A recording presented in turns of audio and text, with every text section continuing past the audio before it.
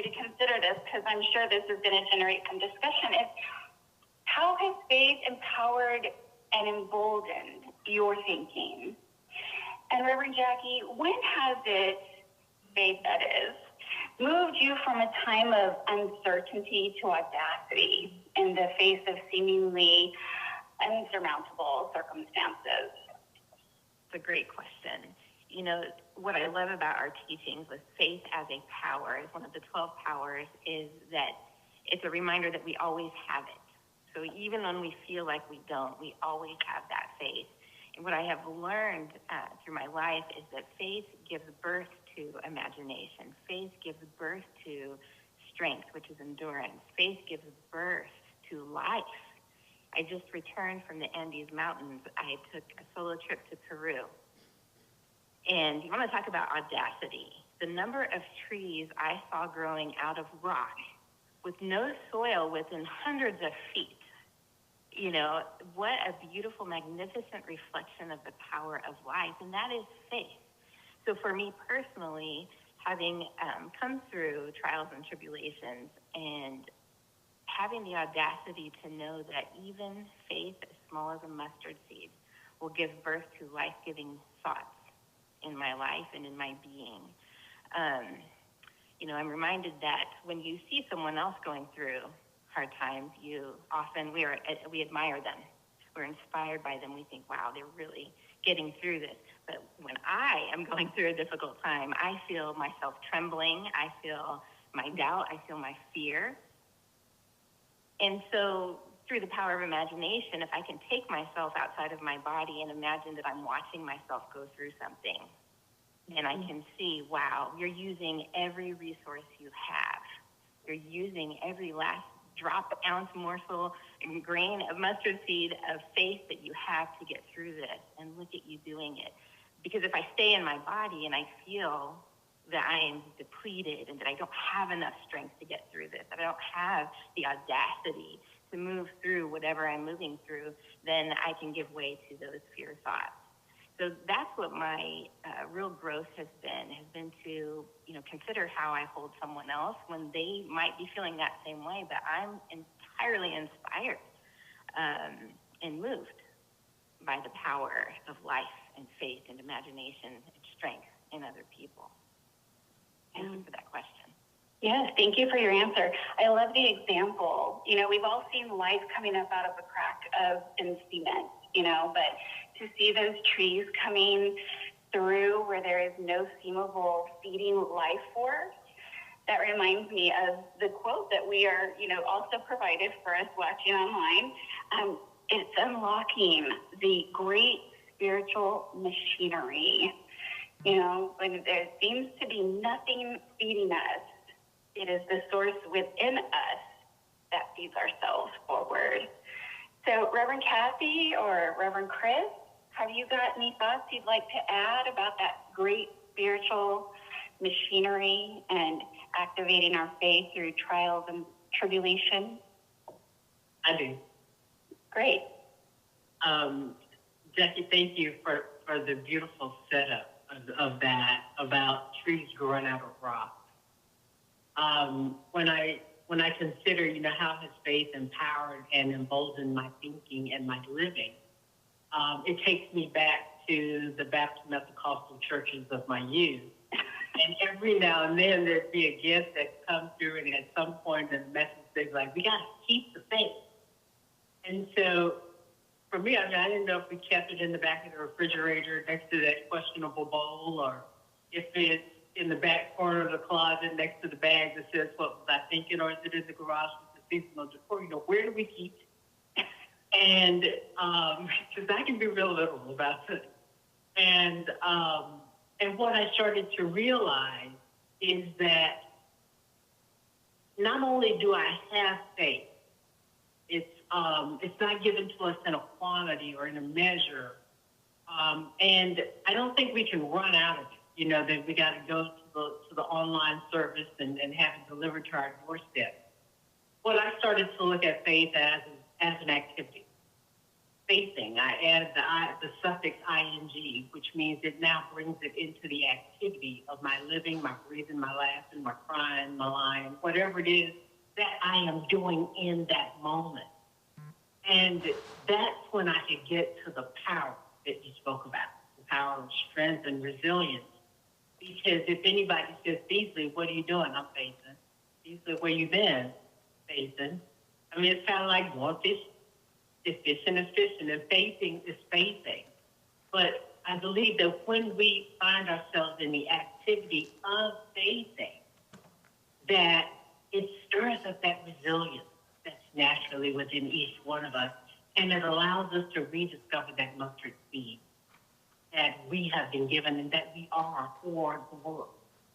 So when I think about that, I just kind of go, I'm inspired by faith, and I'm like the trees out in the Andes Mountains. I'm breaking through whatever that inanimate solid surface is, and I'm doing it because I'm faith. Amen. Thank you. Well, I'm going to lead to the next question, and Chris, I'm going to give it to you as a follow-up to this. So Jackie and Reverend Kathy talked about the activity and how it gets stirred to life and witnessing that. Chris, what would you say to someone new to Unity or someone within Unity who is going through a struggle, going through a trial in their life? You know, we all evolve through different seasons of growth and evolution. And though we don't ever run out of faith, sometimes it feels like it's a little far away. How would you instruct them, or what guidance would you give them to re-energizing and activating that faith and putting us back on the path of knowing, the knowing of the allness and the goodness that's unfolding? Thank you for the question. What I would say is it comes down, I believe, to what we define ourselves to be. And so many of us, you know, we've grown up in this world where we've been told what we are by outside, often well-intentioned, but perhaps not always accurate authorities. So we have a very limited idea of ourselves, of life, and of God. Mm-hmm. When that is examined within us, and we really ask ourselves, what do I believe I am? What do I believe you are? What do I believe this is that's going on here? As we begin to do that, and as we access what I love in Unity we refer to as our divine nature, we start to get some really different answers from what the world has given us in our human domestication, as Don Miguel Ruiz refers to it as. We start to realize we're not lacking in any way.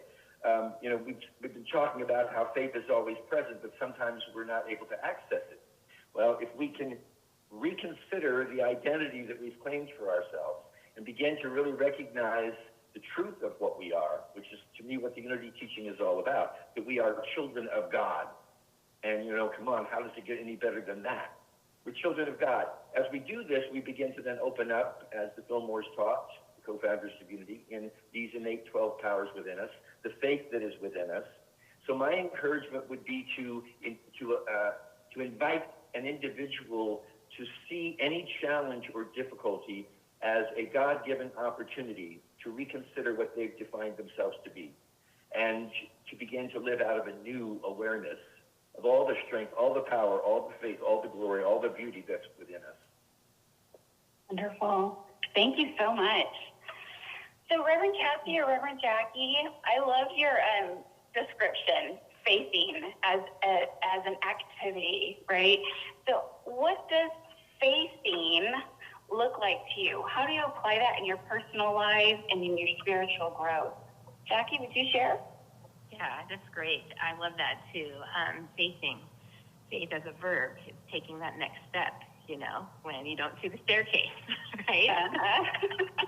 And, you know, for me, that's what it is trusting that power of faith. If, as, you know, Chris said so beautifully, that if I trust my divine nature, if I know who I am, then it makes it a whole lot easier. So being able to take a moment, a pause, even in the midst of deep pain, to remember that and to allow, you know, the thing is that when we are facing, for me, it doesn't mean that all of the fear thoughts go away. You know, I carry that with me. You know, I can bring that with me.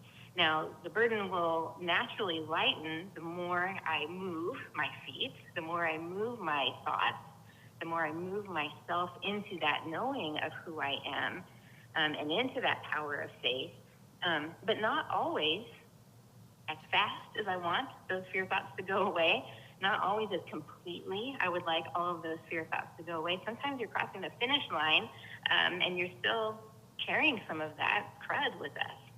And so I think part of it too is knowing that, just when I described it, when you're watching someone else who may be feeling completely broken down and depleted, but you're looking at them like, oh my gosh, look what they're accomplishing, you know, to remember that it might not feel great. And so to not go into that sort of Pollyanna idealism of what it means to be deeply spiritual, what it means to be a person of deep faith and faithiness, you know, that we can, without shame and without spiritual failing, carry with us our fear of failure, our fear of having an undesirable outcome. So I'm thinking of, you know, health issues, that we can walk through something with deep and great faith, and in that activity of faith and in the knowing of who we are, and not expect it to feel super great.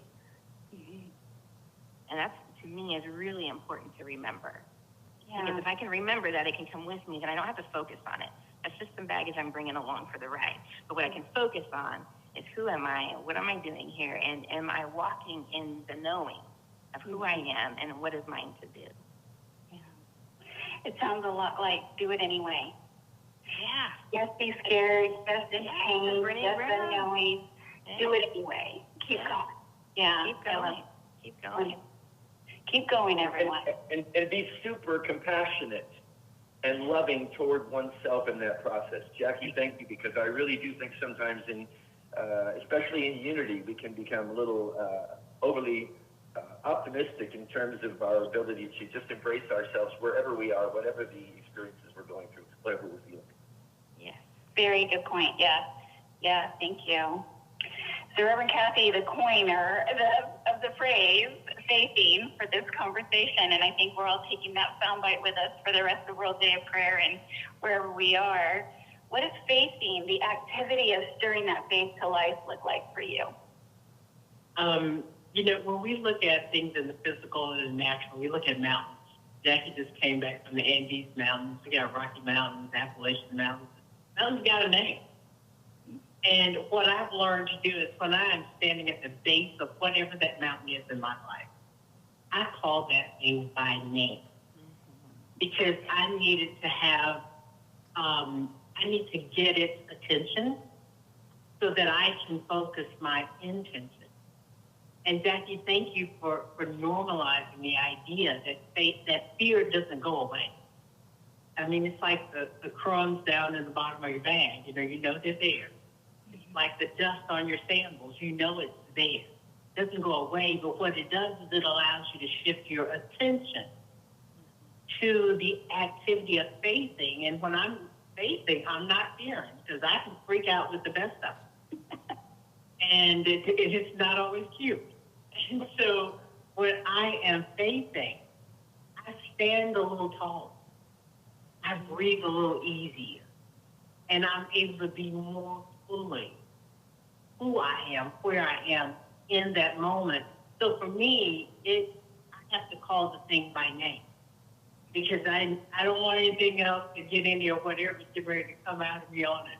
I need that focus, that laser sharp focus of, I'm talking to you.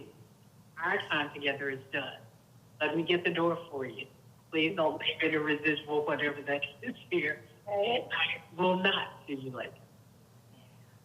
Yeah, that reminds me of the quote from Elizabeth Gilbert in Big Magic, where she said that faith can come along for the ride, but absolutely under no circumstances is it allowed to drive. So we're always having that kind of in our pockets. It's around us, but it is not the thing that we have. It will try. It'll try and take the wheel, it sounds like all of you are sharing with us the idea and the activity of know the thing that's trying to take hold and regain control, you know, in what we do, where we direct our thoughts and our energy and our power. And that's a lesson that if we actually master it and learn it, I think we'll be off this plane, don't you think? 100%. So one of the things, yeah. Oh, no, please. Well, I was going to say in the comments, Laura Bennett, I have fears. Through faithing, I am greater than my fears. And if we look at it like that, just like Kathy's saying, you name it. Well, you name something that's outside of you. You know, but I am the power of faith. Right. But I have these other things. Yes. Yes, and I am. My identity is the power of faith. Yeah. One of the things that I've come to know and identify through my time in Unity is that faith and wisdom are two powers that go really well together. Faith sees us through each of our growth circumstances and informs our spiritual wisdom, meaning that the longer we go through life, the more we know that while this feels like dirt, while I don't know, while I can't see the next step, I know I've been through other tough circumstances, and I came through okay, better than okay. So whatever it is that's right here, right now, I will be okay. So that takes me into our next question, and it is wisdom. I'm going to turn to Reverend Chris as our wisdom keeper of the panel.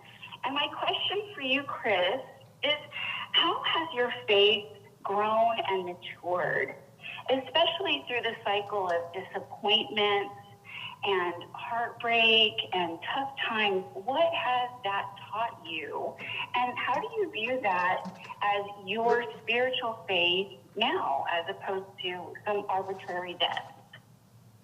Well, first of all, I want to echo what you said, because I really do believe that the longer we're engaged in this human situation and the more trials and tribulations that we may have found ourselves in, the lighter our journey becomes in terms of our ability to remain faithful. Because of what you just said, which is, you know, I've been through this. I thought this was the end of the world. I thought this was the end of civilization, or whatever it might be, however overwhelming the fear might seem to have been, and say, here I still am. And in every situation in my own personal life, and I'm grateful and humble about this, I can honestly say every trial and tribulation has brought me closer to my understanding of who I am, my understanding of my love and my gratitude for the universe, for God, for the divine. And so I think this is a process. And that was somewhere in the information that was online for today's program. This isn't something that happens overnight. And again, for me, then it comes back to the gentleness, the compassion, the kindness that I can show myself as I'm moving through this journey, one step at a time. And with each experience that life brings, sometimes a little more easily than others, my faith is growing. My confidence in the faith that I have in God is growing through experience. And it's allowed me to reframe what seemingly would be an unfortunate situation in my life when it arrives at my doorstep, and say, it's possible for me to see this differently, no matter how difficult it is, no matter how much despair I might find myself in. I have been through these kinds of experiences before, and I know that the way that I choose to see them makes all the difference.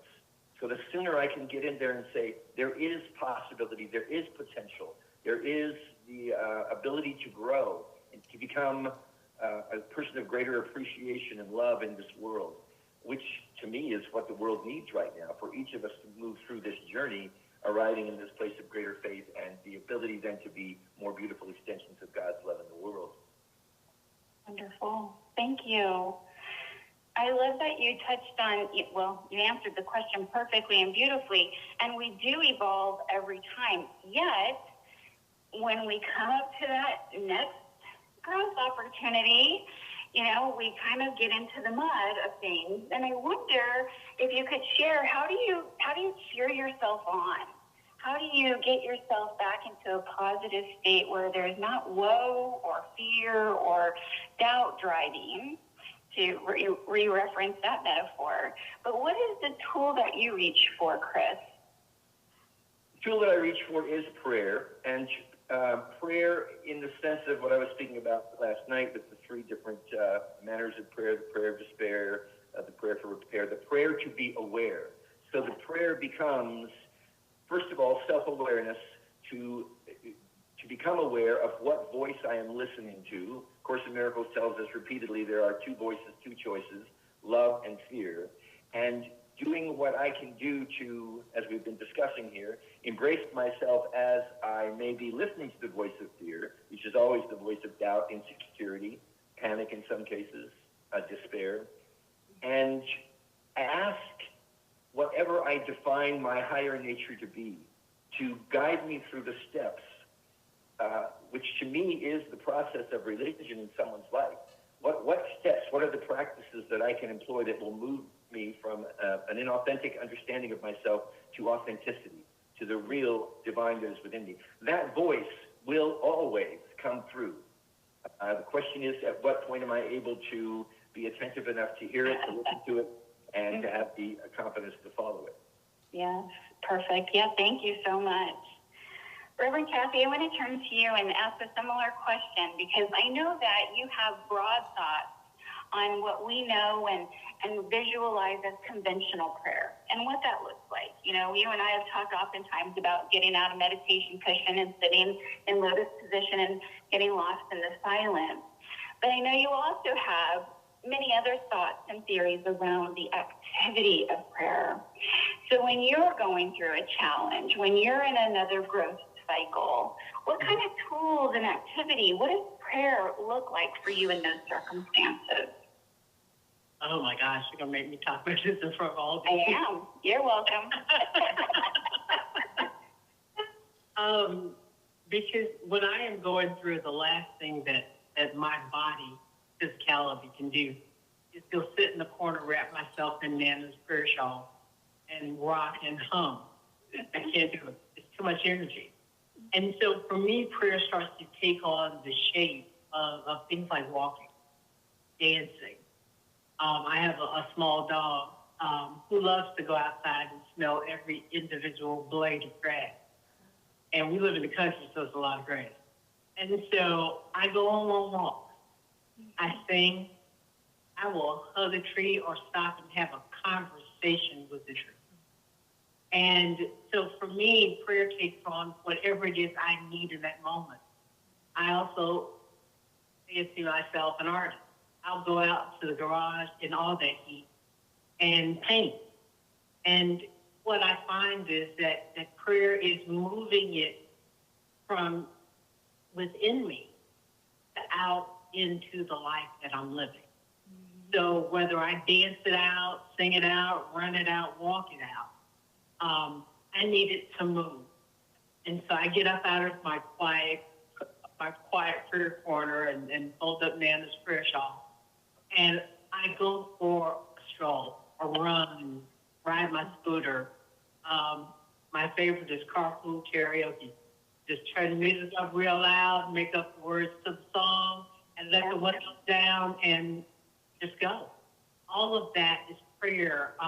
There was a book we read when we were in school, I think it's by Brother John, Life as Prayer. Mm-hmm. And so if I am still alive, I'm still praying. And it looks like it needs to look in that moment without being prescriptive.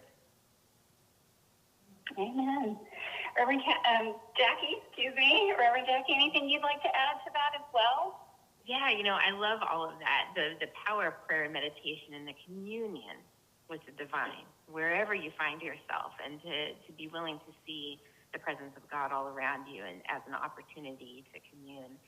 It makes me think about my youngest just went off to college, and, those fear thoughts are so romantic. Like, they lure us. They call to us. And so I found myself, we become like, we love to worry. Yeah. And you might feel resistance to that, but I can say it this way: we are devoted to worry. Mm-hmm. It is a kind of love affair. And I found that luring coming to me, like, now I have something new to worry about. my child off at college, you know? And so really like noticing that call to me and how can I shift that as an opportunity to, instead of having a worry thought, of having a prayerful thought. What am I going to send to that child this week, young adult? You know, what am I going to send in this moment right now? And so finding that opportunity to replace that worry or the fear, whatever that negative or undesirable thought that we're holding that is in the way of us really amplifying and using our faith in a way that would bring desirable outcomes, is that's the power of awareness that Christopher talked about. And that's the power of prayer that Kathy is describing, of being just like our dogs, willing to just go slowly and to really notice with every step, with every breath, with every thought, what am I doing? Am I facing this, or am I falling into the lure and romance of worry or fear? Mm-hmm. Yeah, I fancy myself a worrywart, indeed. And I'm reminded of the old phrase, if you pray, don't worry. And if you worry, don't pray. And if I'm a minister and I'm a true student, I guess I need to give up my worry beads, and get back into the activity of prayer. One of the suggestions that was offered in the chat was from Julie, and she said that one of the ways that she activates this within her is to read Unity publications. And how true that is. I mean, we have ample supply, that's for sure and certain. And it does tend to ground us, doesn't it? Take us out of that mental cycle of worry, because that is a deliberate thing. It's a deliberate thing that we can also break. And so I love that. It's not a distraction. It's actually a replacement activity. So that's wonderful, Julie. Thank you for sharing that in the chat. And Jackie, you and I share something. I also have my youngest who just started his first term of college.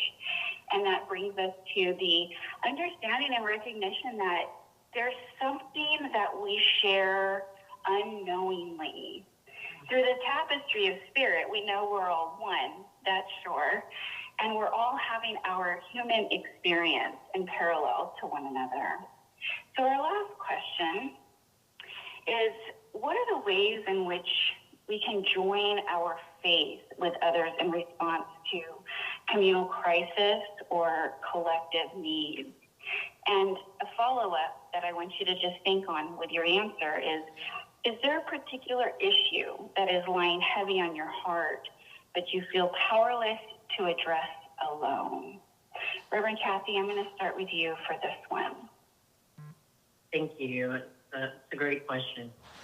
I haven't shared this a whole lot outside of my family of choice and origin, but earlier this year I was diagnosed with breast cancer.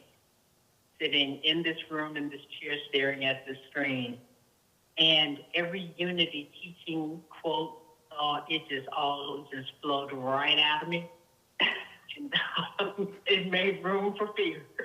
Yeah.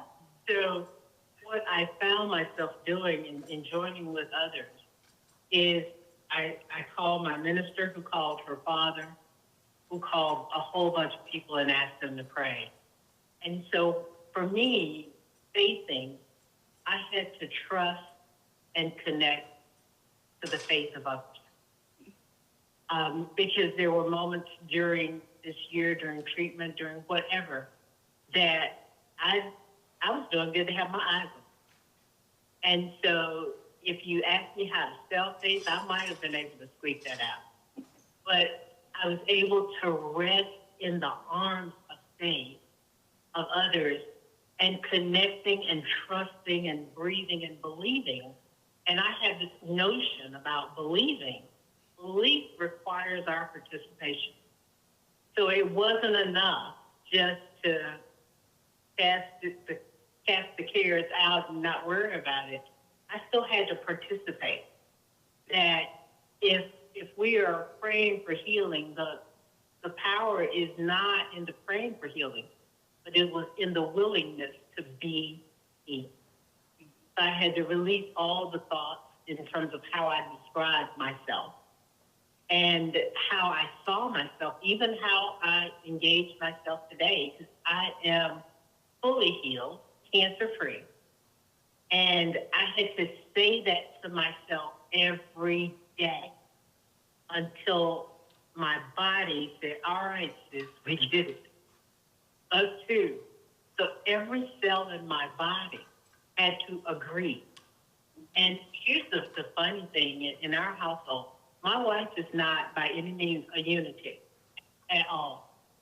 And so in one of my quiet moments where fear came back, it doesn't really, we don't banish it, it just kind of goes over there and be quiet. But she got up one day and decided to come over and sit next to me.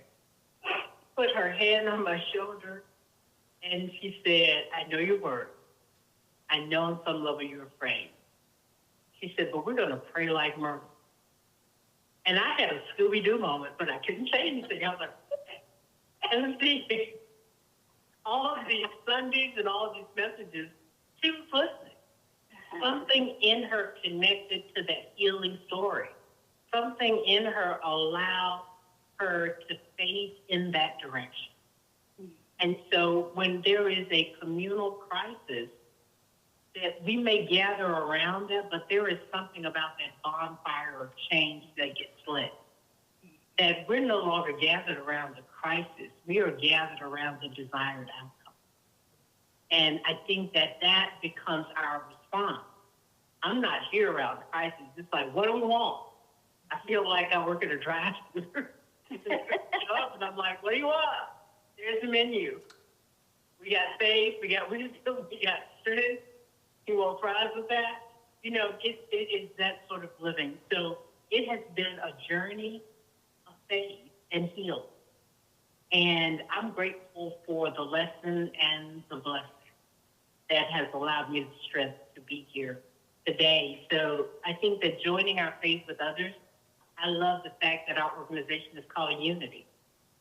We come together, fully assembled. There's no pieces and parts to be left over. It's all in the mix.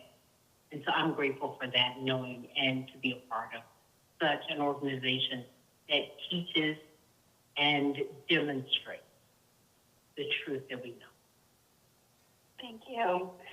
Thank you for sharing your story with us and letting everyone hear you testify. Actually, you know, we sometimes can wonder if this stuff really works. And when you have a faith community and a community of loved ones that stand up and hold the high watch for you, that is such a blessing and such a relief, because then you can get busy tending those thoughts and training your body back into wholeness and perfect health. And we're so glad to hear your outcome. Yay! Yay! You know, and I never gave a concern around who it was that was praying. And I think that's part of the power of silent unity, because we pray with one voice. And people call, like it's a doctor, I need so-and-so and so-and-so. My prayer request is this. And no matter what it is or who it is, we hold that high watch and we raise up that light, first for ourselves and then for all others. Absolutely. Thank you. Reverend Kat, I keep doing that. I'm looking right at you, Jackie, and I'm saying Kathy. You know, Jackie and I, we do look alike. I know, it's the hair. It's the hair. Reverend Jackie, what are your thoughts on faith and prayer in response to communal crisis? That's a great question. I love it because it is, you know, it encompasses Unity's fifth principle, right? Moving our feet, living our faith, living what we believe, the truth we know. And I love what Reverend Kathy said about, you know, what her wife said. Let's pray like Myrtle. You know, that's the mantra that we hold to remember in times of trials and tribulations, to pray like Myrtle. We're golden. We are set. In terms of communal issues, you know, it's an election year, so everything is up. And it honestly has been up for quite some time. And I think, you know, what Reverend Kathy just kind of ended with about not asking people. She said, I don't care who was praying. I didn't ask. I gave no attention to that. I think if we're mindful about what we ask of other people in terms of identity, and we just stay connected in our oneness, like I don't care who you're voting for. I'm not really concerned with where you stand on issues. What I am concerned with is how do we co-create community? How do we co-create a society that truly serves the highest and best outcome for everyone? And if we can connect at that heart level, because I believe that we mostly want the same thing.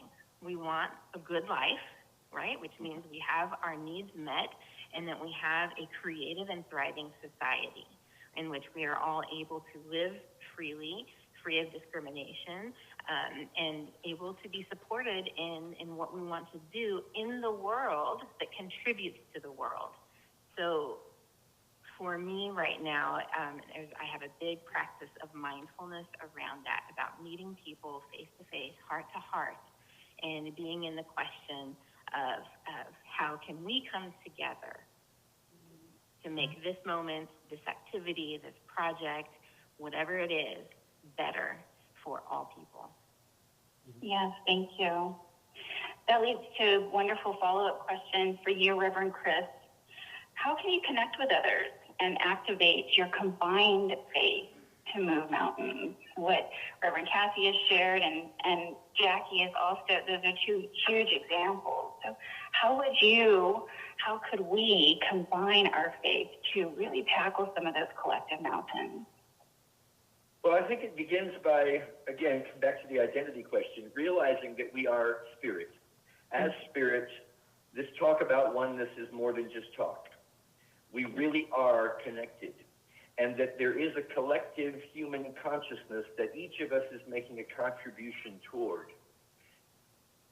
If I want to change a society, if I want to change or see change in life, my own life or other individuals' lives, I think it's important to remember that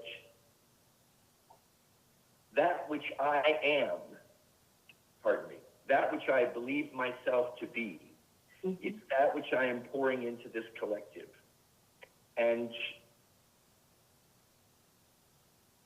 for that reason, the clarity that each one of us has and the strength in our belief in who we are becomes crucially important. If we then believe ourselves to be spirit, and we believe ourselves to be one, then just look at how that opens up the portal through which, no matter where we are, this is at the root of silent unity, no matter where we are, no matter what any of us right now in this moment might be thinking about ourselves or other people, we are one, and we can impact. I love what James Dillard Freeman, who was, he's Unity's poet laureate, and for many years, more than I can count, was the director of Silent Unity. He said, what one heart cannot bear alone, 100 hearts can bear together in faith.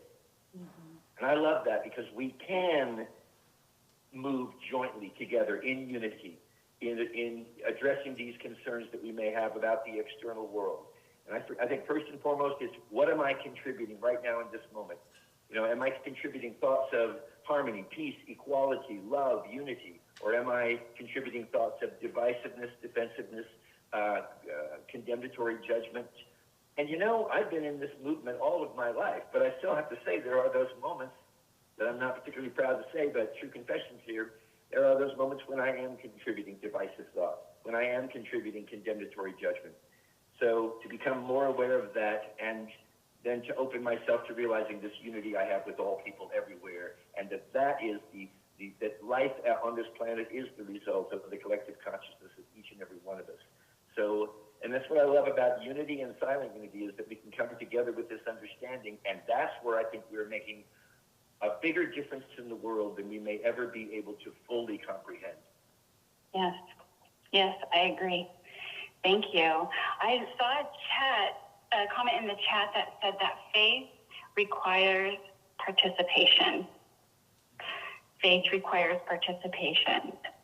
So as we wrap up in our last few minutes together, Reverend Jackie, Kathy, have you got any comments or thoughts on the ways in which we can participate together in our community and communal crises?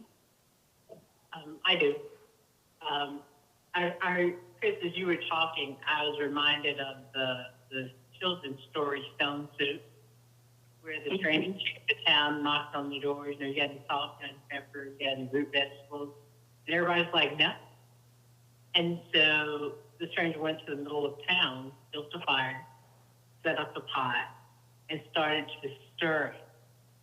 And it is, I believe, that stirring of the gift that calls people to bring what they have and add that to the mix. I think that we are all divine culinary experts that can stir up the gift of something great by just making room for people to bring what they have and know that it is valuable to that which we are co-creating together. And I think when people from wherever they are on the spectrum of faith, economics, politics, whatever it is, that they recognize that they are whole and complete and valuable for the story that is being told right here, right now. That's how our world starts to shift in directions that we can't even begin to imagine. So bring what you got. Bring who you are, do the spiritual hokey pokey, and put your whole self in and allow it to be so. And so we will allow it to be. Thank you. Last comment, Reverend Jackie. It's such a great question. We live in a time where it is easier to connect with anyone on the planet than it ever has been before. And so regardless of whether you can leave your house or not, there are ways to connect with other people. And so I think, getting real clear about what is ours to do in the world, and it may be to be in prayer, to hold consciousness. We got to be real clear about what the doing is. The doing is all about the being, but when we take it into action, in my opinion, we follow what lights us up, right? We follow what inspires us. And we contribute more of that to the world, whether it's through connecting with people online, whether we can go out into our local communities and breathe life into that which is inspiring to us. And we will connect and draw to us other people who are of that same inspiration. And that's how we begin to catch, a spiritual fire among us. And that right now is what we need more than ever, more than anything, is to find that spiritual fire and that connection that is within us and among us. The kingdom of God among us is in the space between us. Yes. Powerful, powerful discussion. And one of the things I want to insert here is a little Silent Unity commercial. If you hadn't heard the good news that we are holding the high watch, we've always have held the high watch with and for you all. And we have restored our 24/7 live prayer support as of this World Day of Prayer.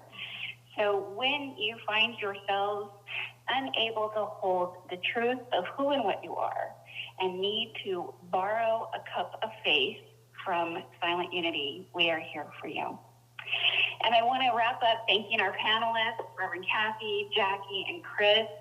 Thank you for sharing your wisdom and taking the time to go deeper into our theme this year and provide your knowing and your experience and contribution to the ways in which we might move and have our being in a faith-forward way.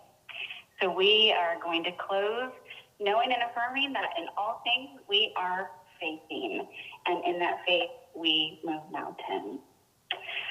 For those that are watching, once again, if you didn't hear at the beginning of our time, you will be provided a link to this recording and all of our programming at the end of World Day of Prayer via your email. And I want to invite you all to join us again, same link, same bat time, same bat channel. You're going to use your same link to come back and join us at 7 p.m. for closing remarks and our closing concert as we wrap up World Day of Prayer. And that will be with Fred Albert and Envy again tonight. So such a treat. And until then, my friends, we will be holding you in prayer. Oh, one more thing. All of the prayer requests that have come through in the chat, we will take those and add them to our vigil. And our vigil continues through 7 p.m. Central this evening. So thank you for your participation. Thank you, all of our panelists. Thank you for all of you giving us and loaning us your prayer consciousness. We know and affirm that it is moving mountains, and we are grateful. Until then, see you all later. Pray on good people, and bye for now.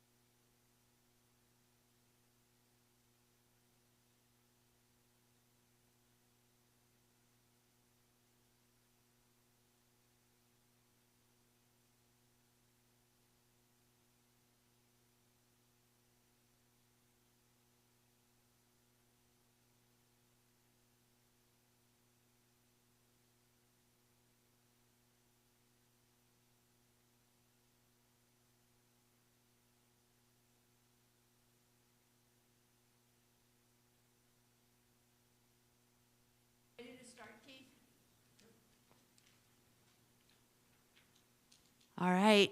Welcome to the Unity of Gaithersburg World Day of Prayer. I am delighted to welcome you. I am Carol Plummer. I'm a licensed Unity teacher here and a prayer chaplain. And as the co-leader of the prayer chaplains, I am bringing you this World Day of Prayer. And so to get started, my opening prayer is from Mary Davis, who wrote Everyday Spirit. And so I invite you to take a deep breath and open your hearts and open your minds to this. And there's a lot of it's almost a call and response, but a lot of it starts with be at peace. And so when I say be at peace, if you want to inhale, you'll find that useful. Okay. So be at peace and release stress, anxiety, and worry. Be at peace, allowing each moment to enter without resistance. Be at peace, shoulders soft, heart open, spine aligned with heaven. Be at peace and let the world spin without you. Be at peace and breathe. Just breathe. Be at peace and let go of all attachments to outcomes. Be at peace and know that love always lives right here in this moment. Be at peace and open to divine timing.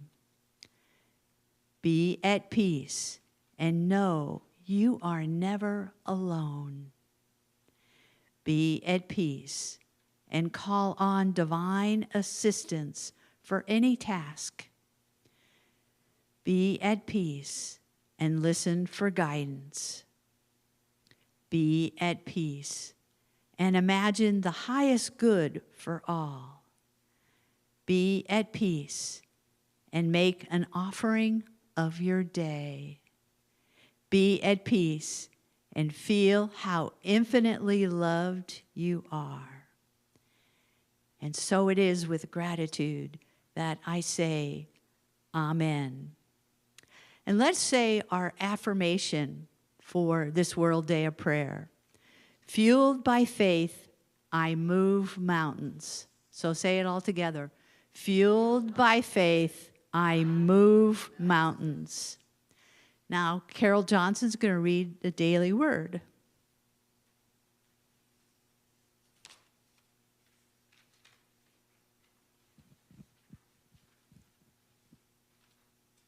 Thank you, Carol.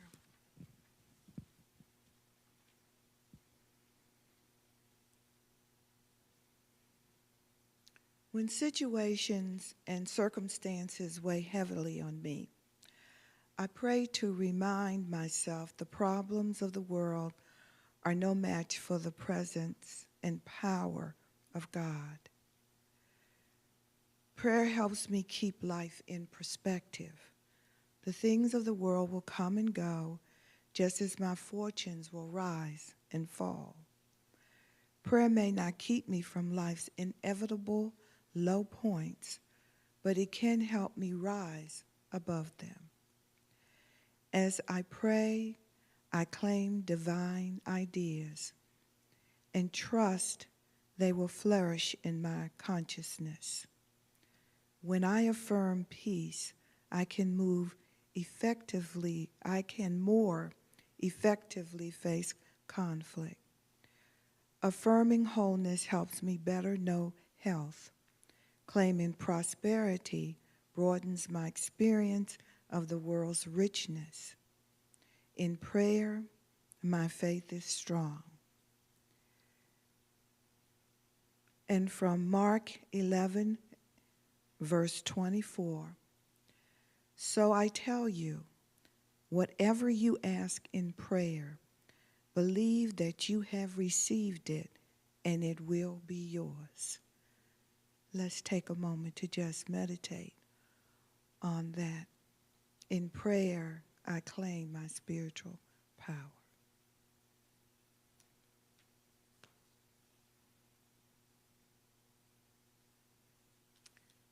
Thank you.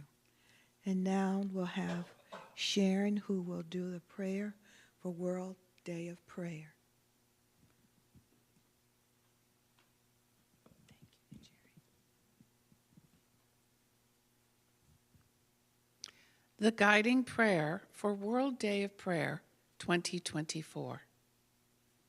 Taking this time to align with source energy, I breathe into the awareness of our divine potential and allow for magnificent truth to declare, my faith moves mountains. At various times in my life, through the evolution of my consciousness, I may be faced with tenuous circumstances. I may be caught up in the swirling experience of chaos, confusion, and unease. Through the power of prayer, I realign with the origin of my divine being and invite calm, organized thoughts that redirect the focus of my energy to become productive and life-affirming. Activating the power of faith, I am aware of the activity of God always moving forward, upward to a higher vibration of creation. I know this activity is working in my highest good. I am filled with mighty faith. This truth allows me to direct my actions with clarity and confidence. I know what is mine to do, and I do it with ease.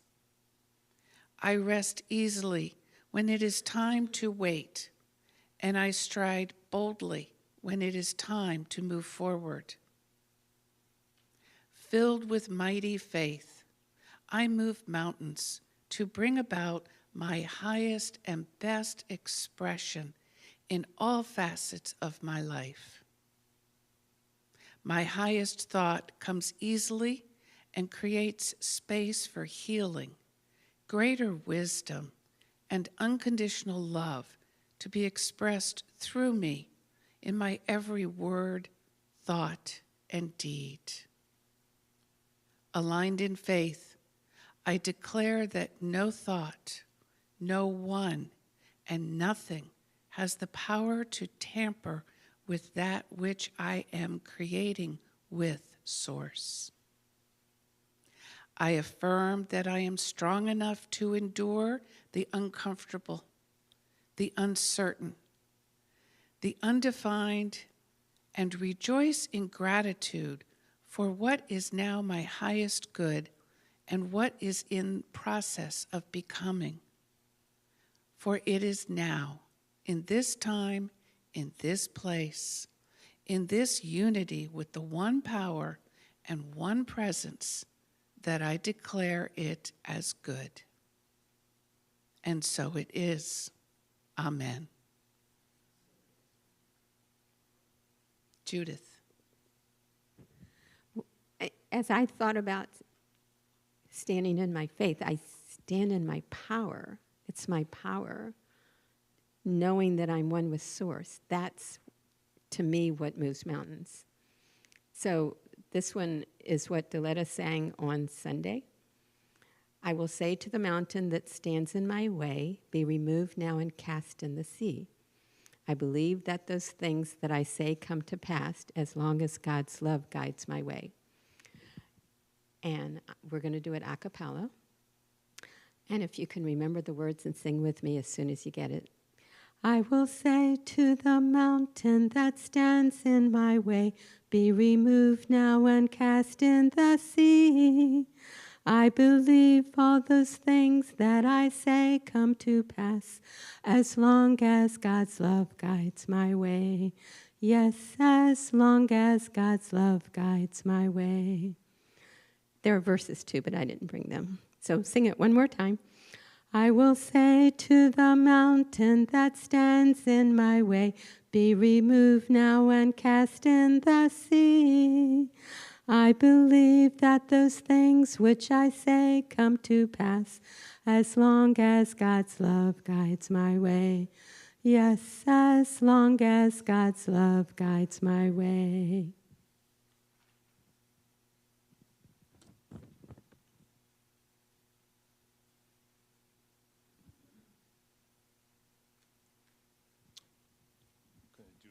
I'm going to do a reading from James Dillard Freeman called The Way of Attunement.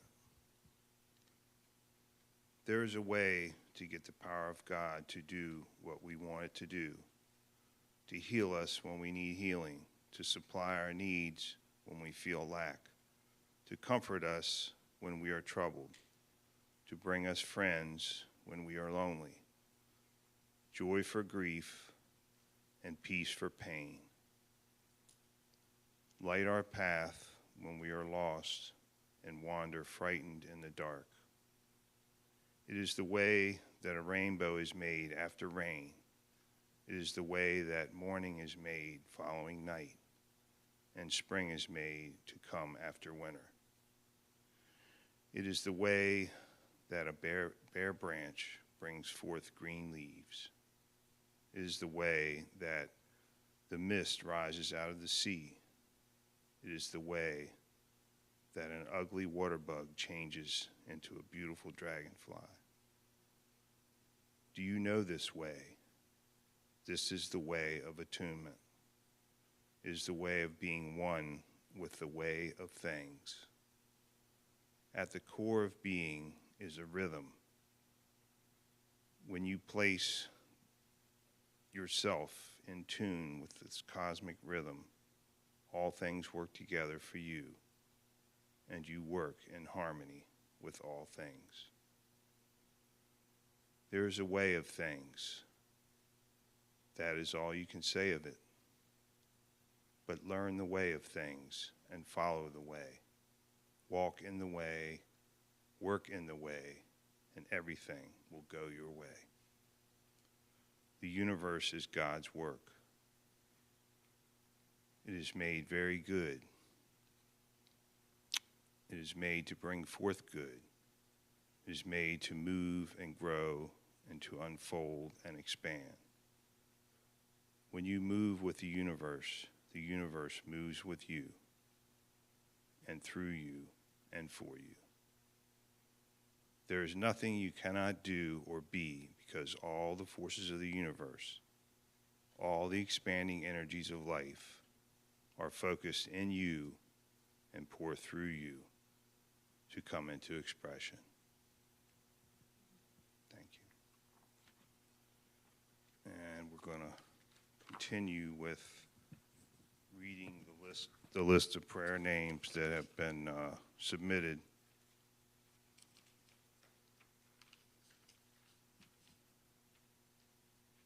So let's just go into that time of prayerful focus and vision for the highest good of each individual that will be read here this afternoon as part of the service.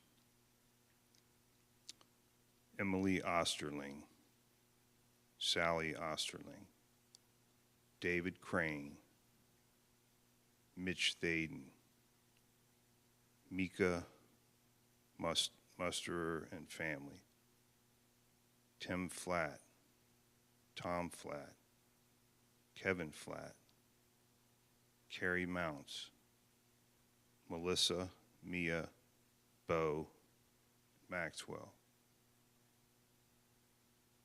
Alana Schindifer, Gabby, Zach, Fiona, and baby Duncan Nisi, Jeff Schender, Alex Schender, the Seifer family, Samantha, Brady, Cooper, Blair, and Greer.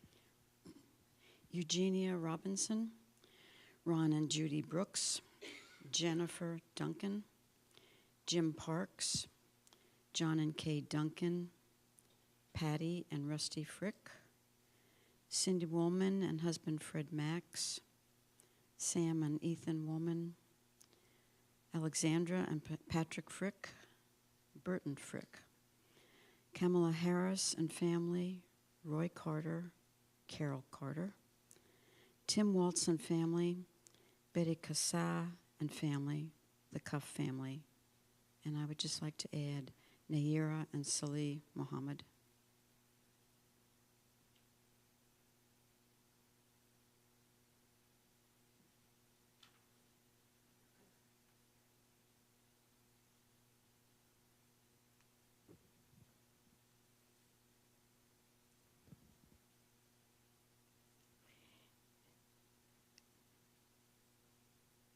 Betty Casaza and family, the Cuff family, the Naylor estate, all of humanity, planet Earth, Bob, Jim, Tommy, Michael, Rusty, and Patty Davis, the 2024 U.S. election, Peggy and Keith Sam, Keith Mounts, Lindsay, Nick, Mary, Michael, Brooks, and Joshua Zimmerman, Carolyn Doherty, World Peace, Denise and Scott Shockley, Palestine, Debbie and John Scott, James Walker.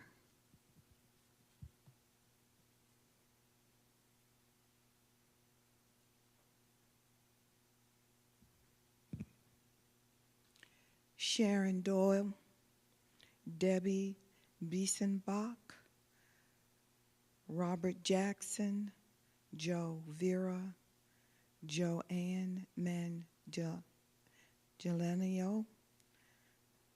Elizabeth La Rosa, Darcy Martin, all people held hostage, all suppressed women, Mother Earth, Kamala Harris, Cheryl Myers, Dave, Judith, Mark, Marissa, Vissa, thank you, Martin, and I'd like to add recently Imani and Keith, and of course my family and kids.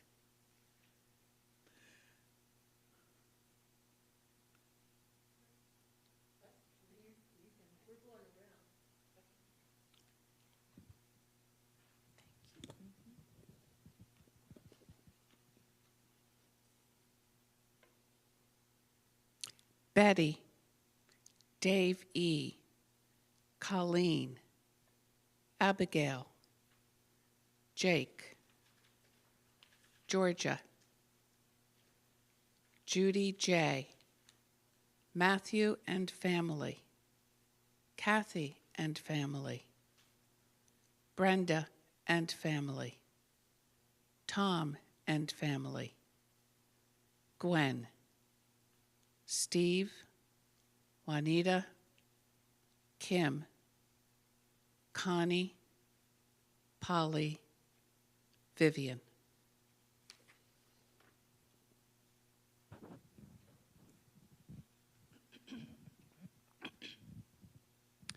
Earl, Sally, Deborah and Jay, Andy and family, Pat and family, Lori and family, oppressed and violated, oppressors and violators, Mother Earth, Unity of Gaithersburg Prayer List, Gloria Hawes, Kahina Ahmim, Barbara Murphy and family, Jody Horner and family, John and Gloria Hawes, Bert Scholl, Paul Zeitz.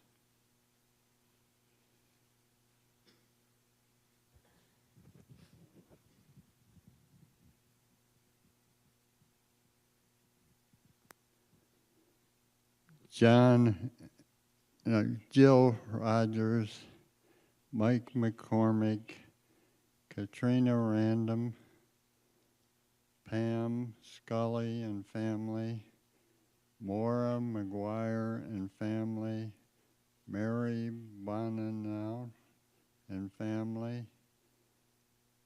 Philana Tager and family, all living beings on earth and beyond,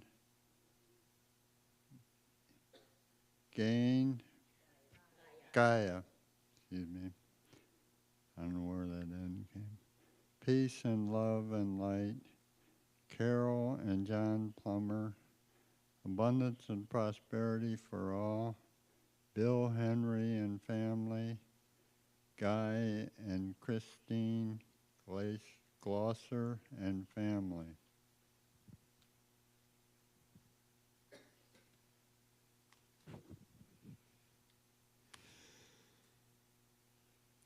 Tom and Debbie Henry and family, Susan Henry, David Henry and Kathleen Luttrell and family, Stephen Henry and family, Mary Lou Boers,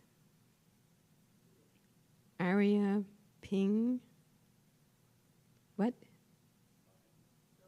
Just, I'm sorry, I can't read it. Just struggling here. It's too tiny. I don't know. Here, go ahead.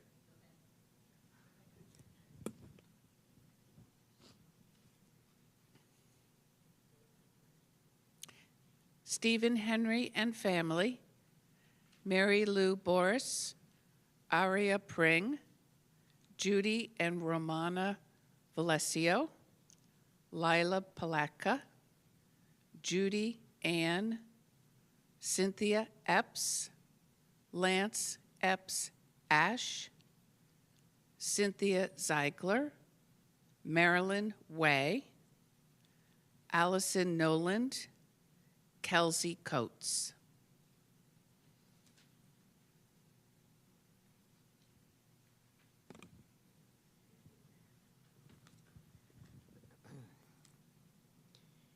Jean Mayer, Bridget McKillop, Fawn Stillwagon, Amanda Stillwagon, Donald Stillwagon, Neil Peacock, Barbara Holman, Glenn Peacock, Nancy Morell, Susan Peacock, Herna Peacock, John Nealon, Olivia, Michael, John, and Angela Opula, Holly Phillips, Sharon and Doug Talazar, Roy Davis, Axel Martinez, and I'll add Will Noland.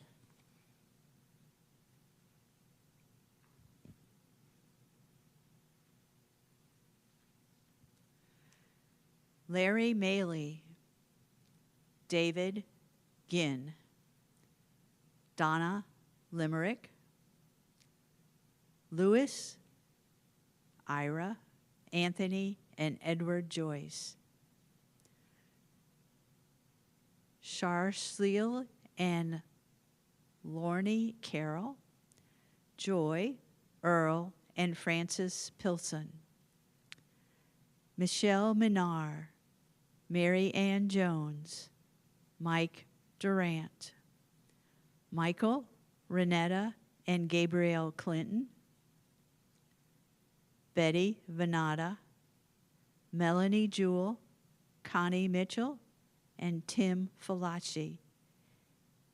And I wanted to add Reverend Edith and Akuswa Washington Woods and families, Tevian, all others in our hearts and minds, all who support Unity of Gaithersburg, all who service Unity of Gaithersburg, prayer chaplains, especially Shirley Casey and Errol Rose, and all members of Unity of Gaithersburg.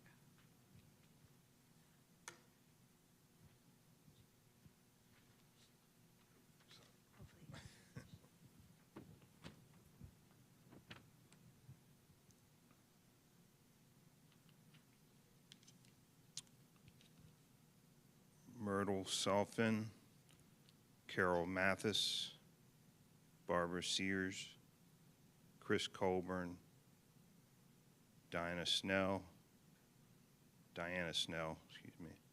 Michelle Minar, Robert Colburn, Brendan, Laura, Charlotte Colburn, Neil Walter, Mark Walter, James Walter, Linda Lopez, Brian, Emily, and Laurel Pass, Roe Tucker.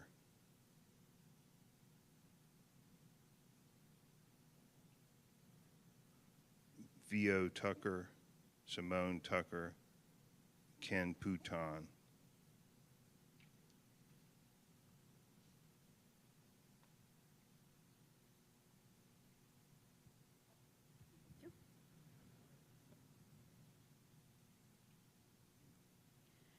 Joe Garcia and family, John Haywood, Mo Simmons, Larry Maley, John Starr and family, Marianne Jones, Esther Janelle Michael, Linda Lawson, those without the basics of life, the hungry, and those in the midst of war and violence around the world.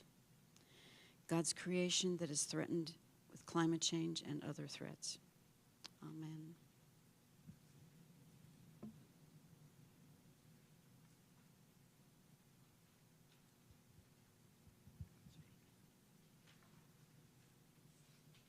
And I would add Arla Mickey Nance, Man/Leonard, Nancy, Bonnie, the Washington family, the Woods family, Antonio and family, Antoine and family, Terrence and family, and Aaron.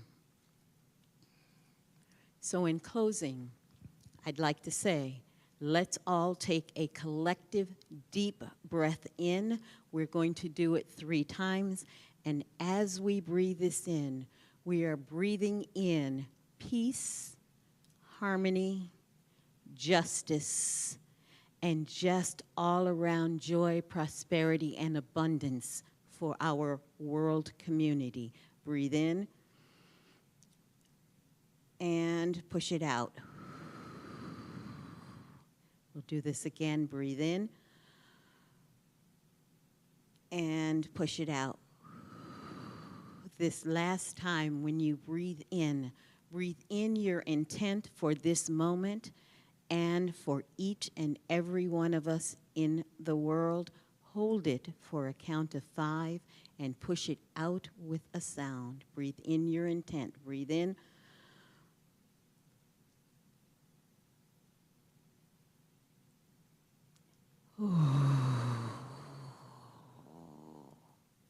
And so we come to the end of this program for World Day of Prayer, World Day of Peace, World Day of Unity, World Day of Harmony, World Day of Prosperity, World Day of Abundance, and World Day of Joy.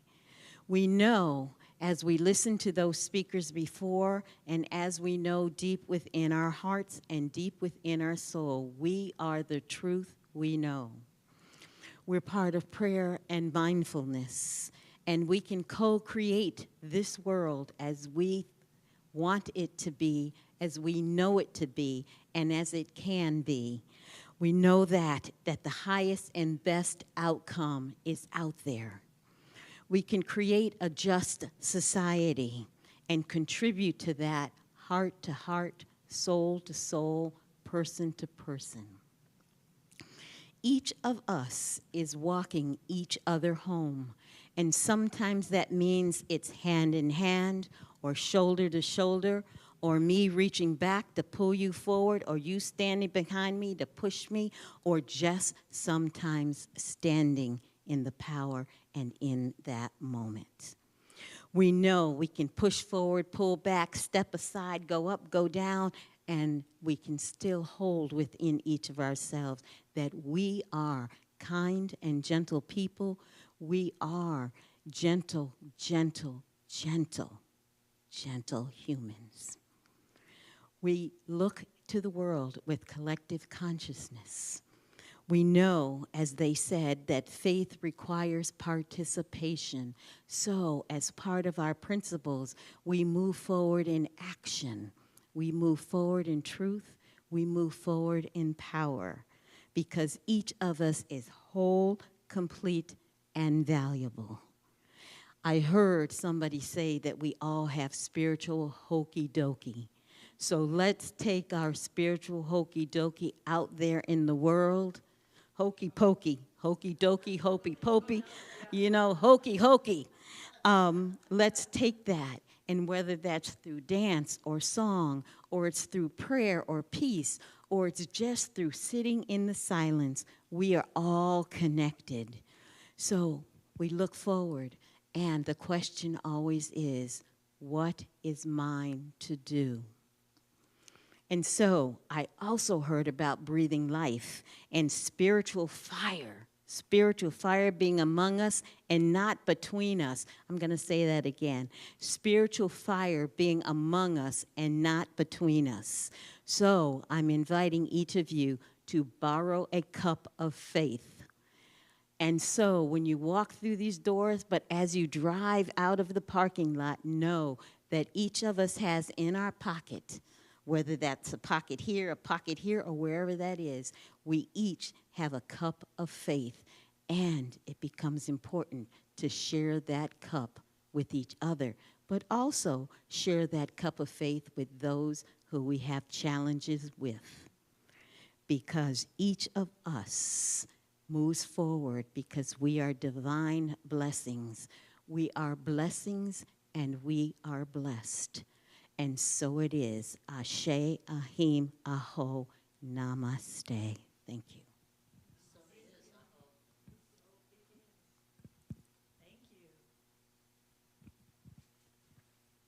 Thank you all for attending. And if there's anybody online, if you didn't see last night's presentation, which was the same people that were in the panel today, they were brilliant, and I would go back and listen to it because I'm sure that was recorded. So thank you all for coming, and namaste.